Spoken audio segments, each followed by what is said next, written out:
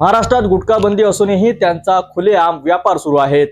एकट्या अमरावतीत गुटख्यांचा सुमारे 300 कोटींचा व्यापार होतो। या पार्श्वभूमीवर अन्न व औषध प्रशासन मंत्री नरहरी झिरवाळ यांनी आज अमरावतीत पत्रकार परिषद घेतली।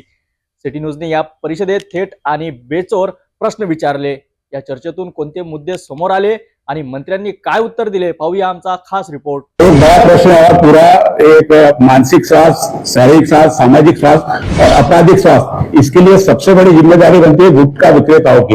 गुटखा विक्रेता पिछले कई सालों से जब से बंदी है यहाँ पूरे अमरावती सहित पूरे महाराष्ट्र में पूरे गुटखे की बिक्री, और ये कोई किसी अधिकारी से और किसी राजनेताओं से नहीं छुपी हुई है। करीब करीब अमरावती सहित पूरे महाराष्ट्र में 3 से 15 हजार करोड़ का गुटखा साल भर में बिकता है। यदि उसकी आप जीएसटी भी पकड़े तो करीब करीब 3000 के करोड़ के आसपास जीएसटी होती है, और जितने सारे डिपार्टमेंट अपने मनुष्य की कमी इसकी सारी उससे भरपाई हो सकती है।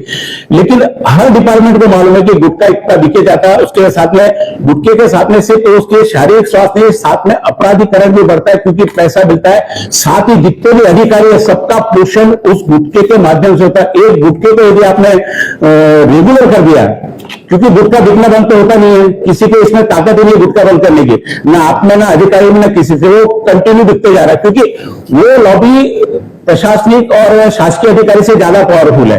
तो ऐसे में गुटखा यदि रेगुलर शुरू किया जाए जिससे कारण 3000 करोड़ की अपनी महाराष्ट्र की इनकम बढ़ सकती है, तो इस पर विचार क्यों नहीं किया जाता?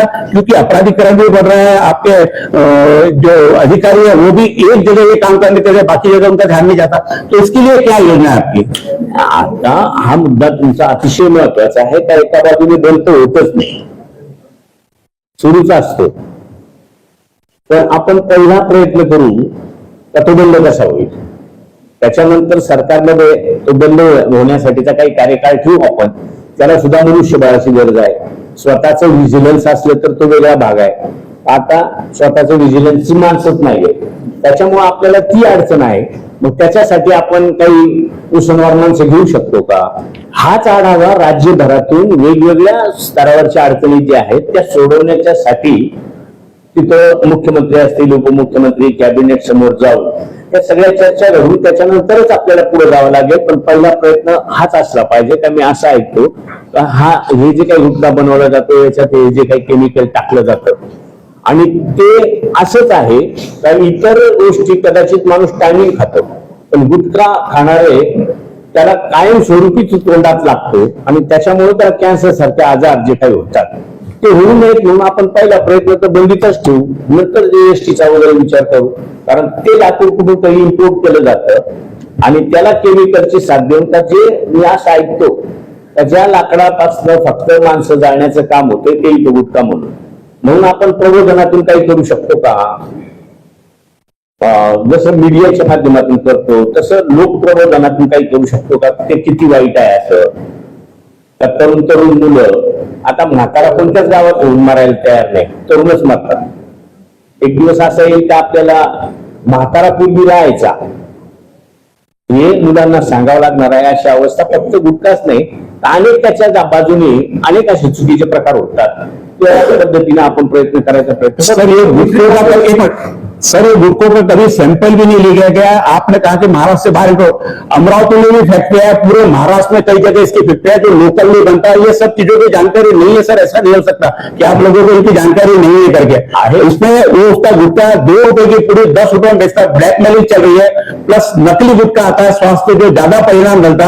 पूरी बंदी सर आप बोल रहे हैं, लेकिन पिछले जब से हर बार बंदी तो हुई ना, खुला थोड़ी गुटखा कहीं, फिर भी देखते ना आपके नाक के नीचे सारे लोग गुटखा बेच रहे हैं। और हमने यही कोई किसी चीज को किया कि गुटखे का या तो हमारे ऊपर केस कर दी जाती है या हमको मारा जाता है, हमको ट्रक के नीचे कुचा जाता है। कई बार ऐसी पत्रकार को धमकी आती है और पत्रकारों पे केस बनती है। एक आपका मुद्दा नहीं है, लेकिन दूसरा मुद्दा बताता हूँ। एक जगह के वहां पर एक आपके अस्पताल में सुसाइड को बिना पोस्टमार्टम के उन्होंने दे दिया, वहां जाके पत्रकार ने पूछा कि क्यों दिया, तो उन्होंने पुलिस वालों ने मिलकर उस पत्रकार पे केस कर दी, खंडी की केस कर दी, जबकि वहां पे उपलब्ध नहीं था। ऐसे ऐसे पूरे कांड होते हैं और उसकी कहीं सुनवाई नहीं है। किसी मिनिस्टर के पास भी दिया उन्होंने, वो अधिकारी के पास भी दिया, सब दिया। तो इससे ये क्राइम बढ़ता है, क्योंकि सिर्फ गुटखा स्वास्थ्य के ये नहीं है, पूरा क्राइम में हमको भी बहुत ज्यादा दबाव में काम पड़ रहा है। सब बनने कौन जाना करते हुए रोज, इसके लिए क्या, और हमारे को सुरक्षा भी नहीं है पत्रकारों की। म्हणूनच मी म्हणतो जसं पत्रकारांना सुरक्षा, त्या कायद्यातच बदल करावा लागणार आहे।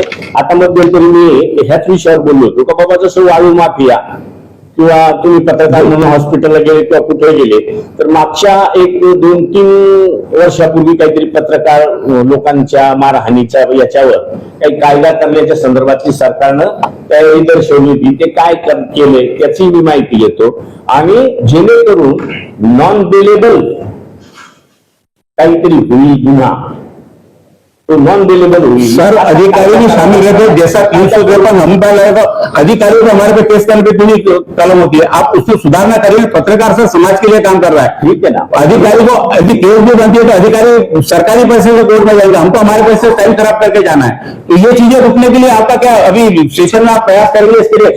उसको तो सर चालू करो ना, सारी समस्या कम हो जाती है। आपको 3,000 रेवेन्यू मिल जाता, कायदा करू, हमारी भी समस्या कम होती ही अशा चांगल्या पद्धतीचा का पुन्हा त्याला पळवाट नसेल, असा पळवाट निघतेच, पण ती कधी निघेल तोपर्यंत तरी कुठे कोणाला कायदा करू। सर अमरावती में 30-35 लाख की पॉपुलेशन है, 45 पुलिस स्टेशन है, कितना मनुष्य बल लगता है आपको सारी चीजें कंट्रोल करने के लिए, और उसका क्या नियोजन है? आता तो गृह विभागाचा विषय आहे। 1001 तरी माणूस तरी असला पाहिजे, तो 600-650 दरम्यान काहीतरी आहे, तिथे मनुष्यबळ कमी। एक और मिठाई का प्रश्न सर, जो मिठाई का भी उन्होंने प्रश्न पूछा त्रिदीप ने, सर खोआ आता है, खोआ आपके लैब में एडिबल गुड्स करके उसको क्लियर कर देते हैं, जबकि खोआ दूध से बनता, बाद में उसमें आलू मिलाया जाता, उसमें चावल मिलाया जाता, उससे उसका वेट बढ़ा के वो बेचा जाता। तो इसका बाइफर्केशन का कोई अपने पास में है सुझाव? क्योंकि खवा दूध से बनता और ये आलू और ये चना और ये बना के बेचते, दूध कई बार यूरिया से बना के बेचा जाता है। त्याच्यासाठी आपल्याला लॅबची गरज आहे। लैब का अमरावती प्रोविजन ही नहीं है ना, अमरावती वालों को पैसे मरना पड़ेगा।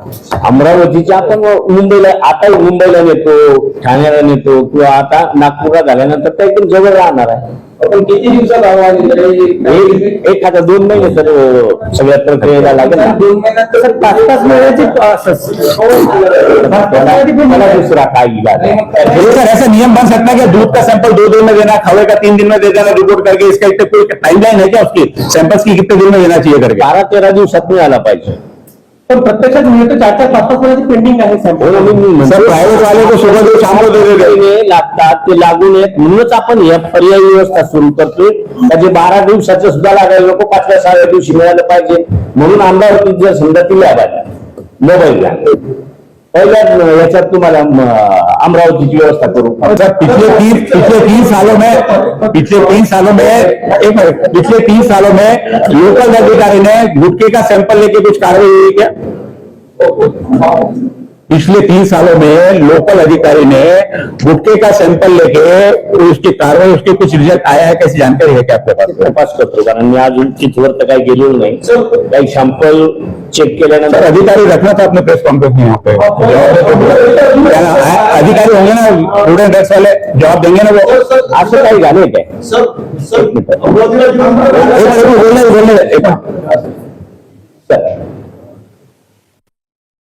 पावणे 5 कोटी रुपयाची मालाची जप्ती केलेली आहे। सॅम्पल नंतर का सॅम्पल पूर्वी आहे, सॅम्पल नंतर का सॅम्पल पूर्वी आहे, सॅम्पल आणला त्याचा माल खराब निघाला त्यानंतर जप्ती केलेली आहे, पहिले जप्ती केला विषय नाहीये, ते डायरेक्ट प्रतिबंधित बॅन आहे, त्यांना आणावं आपण चेक करावा असं काही नाही, ते येऊनच न दिले ते मिक्स असते काही ठिकाणी। सर उसकी प्रेस नोट जारी करो ना हमको, 5.5 लाख की साहब, 5.5 करोड़ की नहीं सर। फूड एंड ड्रग्स का प्रेस से कोई कोऑर्डिनेशन है क्या? आप लोग पूछे तो से अधिकारी सर, फूड एंड ड्रग्स का प्रेस से कहीं कोऑर्डिनेशन है क्या? फूड एंड ड्रग्स वाले डिपार्टमेंट का प्रेस से कोई कोऑर्डिनेशन है क्या कभी? नसेल कोऑर्डिनेशन, आता याच्यानंतर तुम्ही त्यांना जी होईल ती कार्यवाही। अमरावती जिल्ह्याचा शहर आणि ग्रामीण पोलिसांनी सर्वात जास्त छापेमारी केली आहे।